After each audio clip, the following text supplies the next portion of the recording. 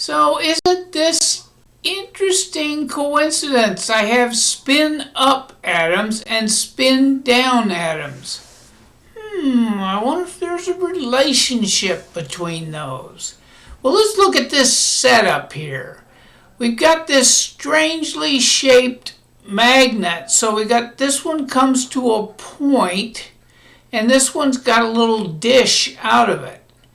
And somehow we're sending atoms through this, and they're deflected. Well, you say, oh, yeah, okay, that's no big surprise. That's because they're charged particles, and the magnetic field moves the charged particles. But wait a minute, these silver atoms are neutral. They're not ions. So what is this oven thing all about? Well, the oven heats up the sample of silver, and it produces kind of a silver gas where you have individual silver atoms, and then of course they all come out at all different angles. These two, they're called beam collimators, but actually they're just a little slit there so that we can focus all of the atoms that are going in this direction. The atoms that are going off in the side directions, we just ignore those and get rid of them. But the atoms that are moving in this direction line up with that little point there on the magnet. And what we expect to see is that if there's some deflection, that deflection would be uniform up and down. Well, guess what? We only got two outcomes. That last piece of information went by pretty darn quickly. So I've put this drawing up here to try to help us think through stuff. Let me get this pointer set up so I can guide us through it. I'm just going to call, rather than the silver atom, I'm going to call this the electron of the silver atom that matters. And you say, what? I don't get that. Well, let's see this. The electron moving towards you, that's the unpaired silver electron. This is going to take some discussion here, because what difference does it make whether it's paired or it's unpaired? Well, you just have to wait. Keep watching these videos, and when we get into hydrogen atom and other quantum chemistry, that'll be pointed out. But for right now, this is the reason why silver was chosen, because it had this one unpaired silver electron. So let's just, again, back to this electron. I'm talking over myself, but let's just get this electron. This electron is moving this way into the magnet. And from that last diagram, or that last picture that we looked at. Now let's look at it head on. So we are the detector. So we become the detector. We've got this electron's going to go right at our eye. So here it's coming down the line, and it's right underneath this little pointy part of the north pole of this magnet, and here's the south pole of that magnet. I'm not going to draw magnetic force lines, because that's just a picture. We got to get away from pictures. But this is something physical. There's actually is an electron. There actually are two poles of a magnet. So this thing is coming toward us. And if this spin property is two-dimensional, then that spin property can be in any of these directions. Wouldn't you agree? It could be towards the North Pole, could be towards the South Pole, could be over here, could be over there.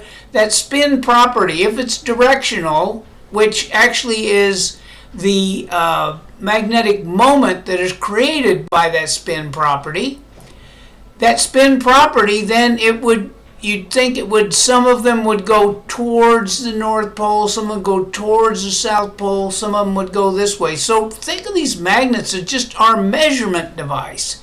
And the amount of deflection gives us the answer or the measurement. So let's look at this closely. This is very important here.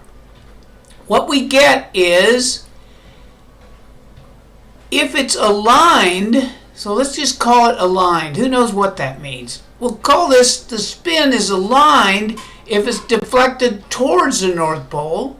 And if it goes the other way, towards the South Pole, then it's completely non-aligned. Well, wouldn't you think the spin could be kind of in between aligned would show up? But that's not the case. We only get two different outcomes when we measure it. Now that doesn't mean that the spin only had two results, so something happens here that we've got to get our head around. Somehow there's some property that keeps this thing from going more than one of two ways. And there's really only one measurement we're making. We're only measuring one spin, and it's either aligned or non-aligned from our outcome. Now what happens it's easy to think of if the spin on the electron is exactly aligned with the North Pole, then it's going to go towards the North Pole. Good, that makes sense. But what if the spin and do the other one, if it's completely non-aligned, then it's going to go the other direction towards the South Pole. But what if it's aligned somewhere in between? Well, what happens is that's called a superposition. And that superposition just gives us a probability of where it's going to go. And just to make things simple, because I think we're ready to tackle this idea, if it's right in the middle, if the spin is exactly in between the north alignment and the south alignment, then it's going to be a 50-50% probability of it going up or down. But it's going to do one of the two. It's not going to stay in the middle. That's why we've only got two outcomes from that experiment that was shown. Okay, great. We've got two outcomes. Wonderful. We've split the world into two pieces. But this is supposed to be a measurement, isn't it? How do we measure this little distance that the atom moved? What's that supposed to tell us? Well, by working everything backwards, we can come up with the spin value by figuring out the magnetic moment that it created. And that value is going to be an angular momentum type value. Now this gets really involved, so I sketched some stuff on a little diagram. And let me walk through this diagram and try to keep you awake during that time period. That's going to be the big challenge. Spin is an angular momentum quantity that causes a magnetic moment. Or let's put it this way. In the presence of a magnetic field, it creates this magnetic moment for the electron. And because it's a charged particle, that's why we have a magnetic moment. Now, the magnetic moment in a magnetic field gradient, you have this field gradient, and that's going to cause the magnetic moment to create a force. And this force deflects the atom. So far, it seemed pretty easy, right? Magnetism, force, movement. The deflection distance is measured, and we know the velocity and the mass of the silver atom, and we know the strength of the magnetic field. And when we take all these numbers and go through a massive calculation, which we will not do here, the answer is always plus or minus h bar over 2, where h bar is Planck's constant over 2 pi, and h, Planck's constant, is 6.6 times 10 to the minus 34 joule seconds. Now this constant has been known and been used in other experiments before this one.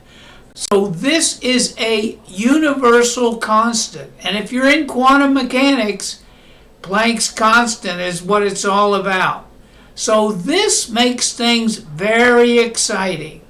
So we're going to use this measurement result and then come up with the rules behind this.